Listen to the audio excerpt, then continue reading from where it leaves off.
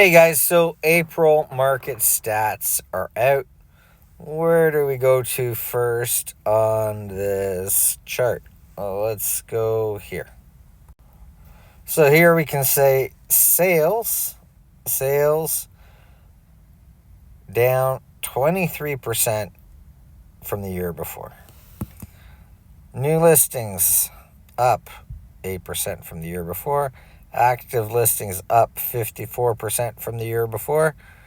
Average price down 4.1%. And average days on market up. Employment 8.4%. That's a December number. I expect this number to be higher when the new Stats Canada jobs report comes out, because this is where they get these numbers from. Now, if we take a look here, 416 condos, 925. That's down almost a full 30%, right? And the average price, 710, 724, which is down. There it is. I can't see that right now, but it's down. Semi-detached townhouses, which are freehold townhouses, are doing not bad in terms of price. But this is a category that more and more are being built in Toronto. We're mainly on main roads kind of thing, where old bungalow, I see a lot of this on Finch. A group of old bungalows are bought up together in a group and torn down, and townhouses are growing up. So, but it's not on a scale of building that's massive. But you know, they're quite few, and like the inventory levels are pretty few in the context of everything else. And so price, but they're in demand, because they're at a price point here just over $1 million. So that's what's happening there, right? So how does this compare to the whole context of everything? Hang on a second. Well, this is my April chart going back 10 years. And you see here for 416 condos, 710, we're back up to a level of around 2021. Right? So all the supposed gains from past then have been wiped out. If you want to sell your condo, price it in 2021 numbers.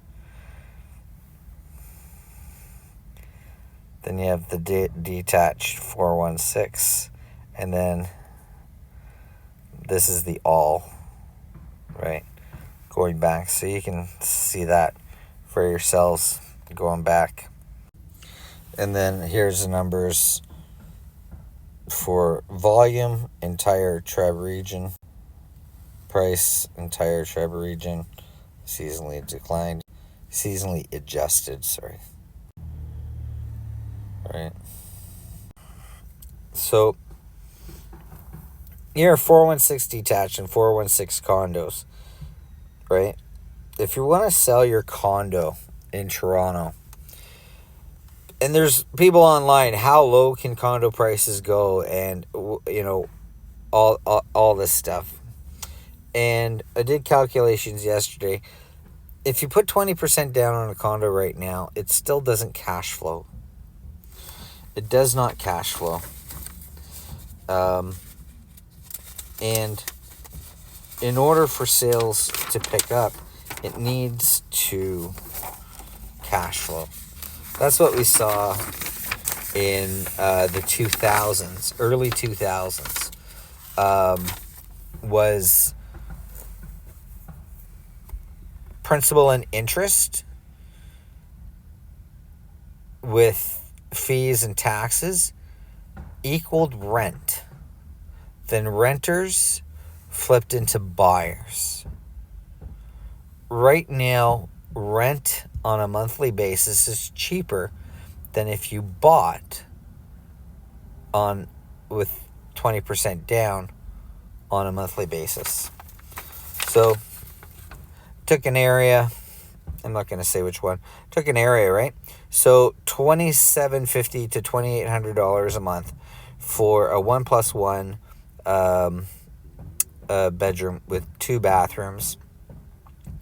And so that's what they're getting in rent, $2,750 to $2,800. And the price of that unit is about, there's one on the market for about $600,000, so $599,990, right? So if you take principal and interest of the $599,990 with 20% down, you get a monthly payment of $2,548. Then you have to add the taxes, which is $227 a month, and then you have to add the maintenance fees, which are $554 a month. So that's $3,329 a month, and you're collecting at maximum $2,800 in rent. In order to match the $2,800 in rent, the price of the place needs to be $475. That would be 20% down, principal and interest payment of $2,017, taxes at $227, maintenance still at $554, brings you to $2,798. And if you rented it for $2,750, you'd be losing $48 a month, and if you rented it for $28, you'd be getting $2. So from $599, $990 to $475. And that's the point at which renters will move to buyers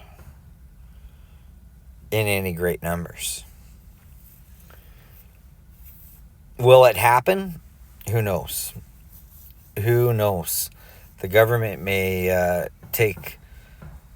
adjust its policies, maybe on foreign buyers or something, and find new liquidity to pump up the market, I guess. Maybe not. My feeling is not. My feeling is we'll kind of be treading water for the foreseeable future. Of course, if I put that $599 unit up for $475 today, it would likely get a lot of interest, probably 4 or 5 competing buyers, and it would probably sell for $550. So that seller, what should they do? They should probably put it up for $559,990, reduce it by $40,000, and still get a lot of interest in a quicker sale, and probably a little bit higher than the $550, or maybe $550. But this is the extent of which prices are overpriced relative to rent. An investor is not going to buy a place, put 20% down, and lose $400 to $500 a month on rent, right? And a first-time buyer with 20% down, and they live in it, but if they lose their job, or their job puts them on the other side of the country, they don't want to sell the place, they would still be having to fork over $400 to $500 a month of rent, even though they don't live there. So this is why these kind of equal parts, right? Principal, interest, taxes, maintenance should at least equal rent if we want to see a turnaround in the market. Whether or not that happens is another story. People have got weird ideas about real estate and how it works over the last at least 10 years, probably longer. But anyway, take care. Peace.